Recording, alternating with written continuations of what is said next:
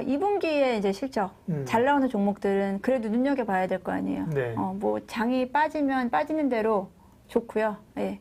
올라가면은 또 이런 종목들은 또 세게 올라가니까 2분기 실적 종목을 한번 체크해 보면 첫 번째 종목 포스코. 네. 포스코 좀 이야기를 해보겠는데 철강주에 대한 이야기를 전반적으로 뭐 하게 되면 일단 철강 같은 경우는 올 이제 2분기 처음 시작할 때 4월부터 5월까지 이제 급등을 했었죠. 이제 한두어 달 동안 급등을 하고 지금은 하락 반전을 하고 있는데 철강에 대한 수요는 계속 이제 늘어나고 있고 그리고 여기에 이제 중국 시장, 중국이 세계 최대 생산국, 소비국이기 때문에 중국 시장에 대한 분위기를 좀 잘 살펴봐야 되는데 중국이 이제 5월부터는 그 수출환급세를 폐지를 했잖아요. 수출환급세 폐지를 했다는 거는 철강을 다른 나라에 수출했을 때 그 부분 세금을 좀 환급해 주겠다는 부분을 폐지했기 때문에 대부분을 다 내수로 돌리겠다. 수출 말고 우리나라에서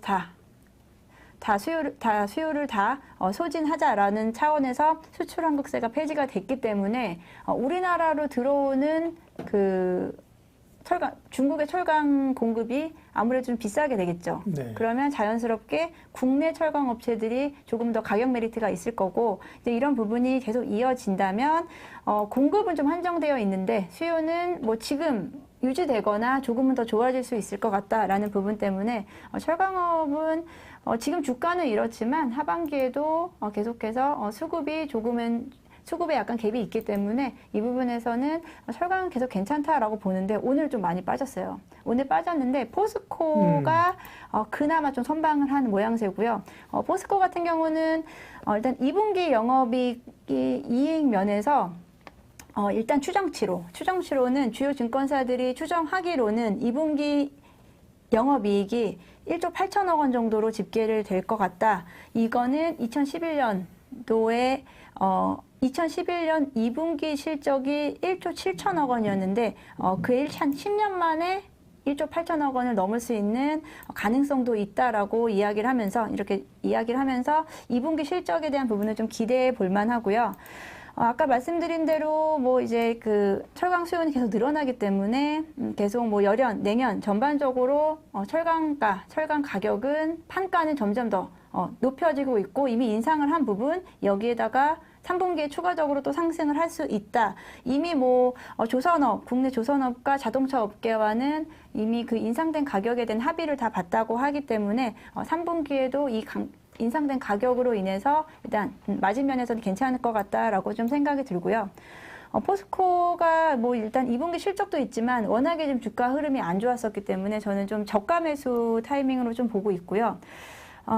그리고 또 한 가지, 그리고 어제 박 부장님 말씀하시던데, 허베이강철하고 합작법인 설립을 했다라는 부분인데, 허베이강철은 세계 3위이고요. 포스코가 6위거든요.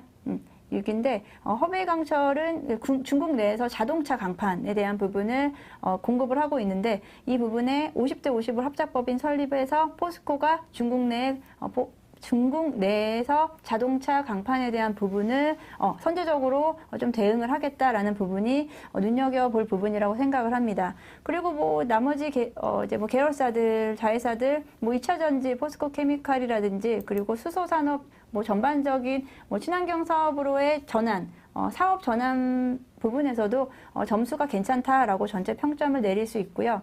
포스코 주가 추이를 한번 보고 좀 말씀을 드리겠습니다.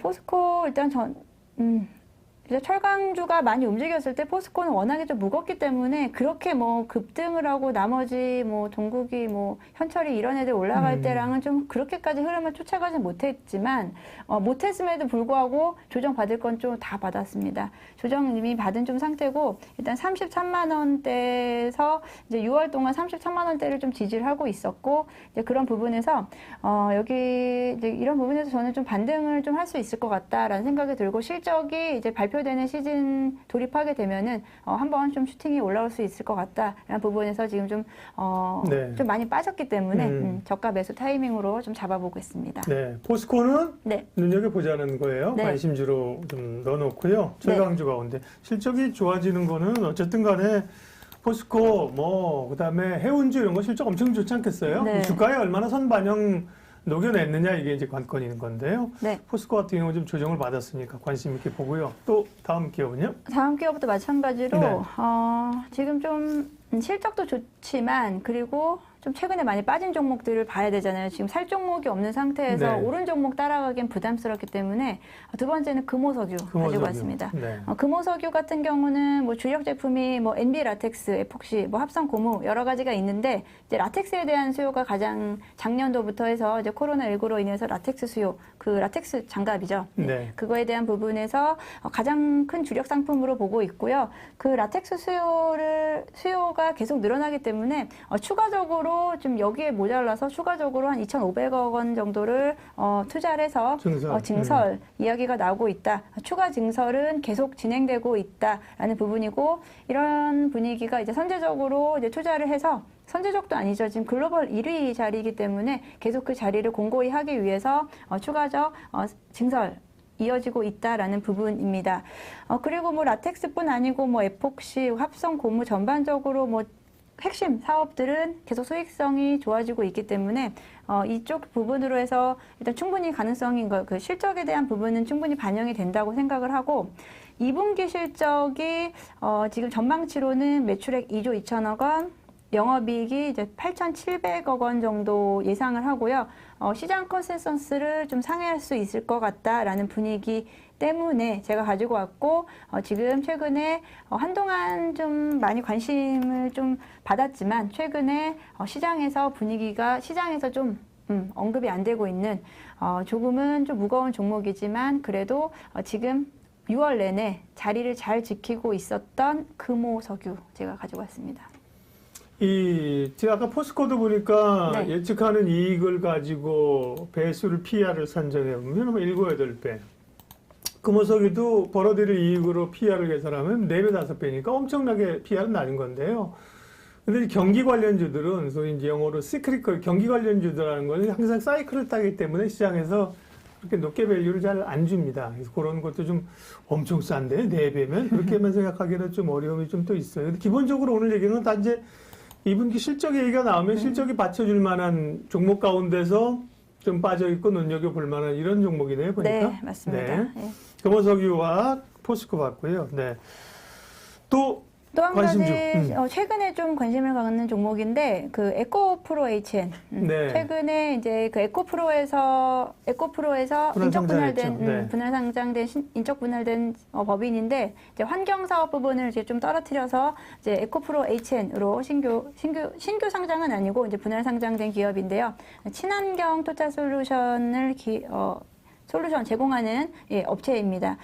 주요 제품, 주요 사업 부분이라고 한다면 미세먼지 저감 그리고 온실가스 감축 뭐 이런 것들이 있는데 이런 부분이 이제 전방 산업인 반도체 그리고 디스플레이, 화학, 뭐 조선 전반적인 부분에서 다 이 부분이 다 활용이 될 수 있는데 일단은 뭐 산업 현장에서 발생하는 그 미세먼지에 대한 저감 필요한 부분이고요. 그리고 뭐 반도체 디스플레이 사업에서 발생하는 그 온실가스 감축에 대한 부분은 뭐 계속해서 뭐 화두가 되고 있기 때문에 온실가스 감축하는 이런 시스템, 이런 기술력을 가지고 있는 에코프로 HN을 좀 눈여겨 보시면 좋을 것 같고 또 뭐 이제 반도체 클린룸 이런 데서 발생하는 유해가스 제거한다, 뭐 이런 필터 이런 부분 전반적으로 100% 친환경 사업을 하는 기업이라고 좀 보시면 될 것 같고 이제 전방 산업이 계속해서 좋아질수록 이 환경 산업을 하고 있는 그 뒤에 후단에 가지고 있는 이 에코프로 HN의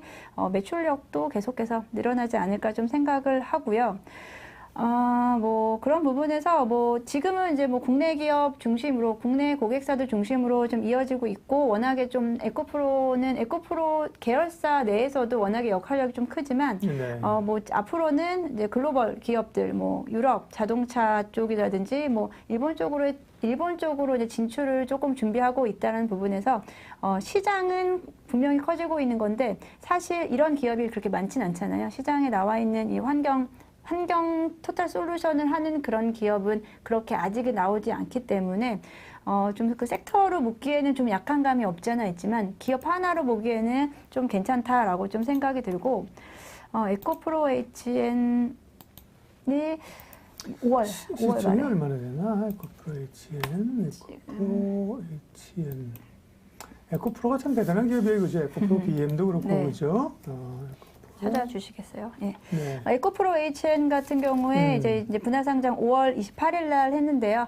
초반에 워낙에 이제 좀 흐름을 잘 탔습니다. 뭐 거의 뭐 신규 상장 종목처럼 첫날, 둘째 날까지 흐름을 잘 탔는데 한 6천억 되네요, 시총이. 6천억. 예, 떨어져 나온 그 부분이 환경 쪽만 떨어져 나왔을 때 이제 그 정도 되는 거고, 지금 최근 들어서 한 일주일 분위기, 5거래일 분위기는 일단 상승 흐름을 다시 탔거든요. 근데 이런 종목들 같은 경우는 적정가를 좀 만들어내는데 좀 시간이 좀 걸릴 것 같다라는 생각이 들지만 일단 14만 원에서 지금 한 16만 원대 정도 사이 구간에서 지금 형성이 되고 있기 때문에 이 구간 내에서 일정 부분을 조금 트레이딩 관점에서도 좀 괜찮을 것 같고, 우리 오늘 SKI 테크놀로지 같은 경우도 네. 비슷하게 지금 흐름을 좀 가고 있는데, SKI 테크놀로지도 이제 뭐 SK 이노베이션의 이제 분리막 기술을 가지고 있는 그런 기업이긴 한데, 신규 창장 초반에는 좀 좋은 흐름 보였다가 이제 급하게 좀 빠지고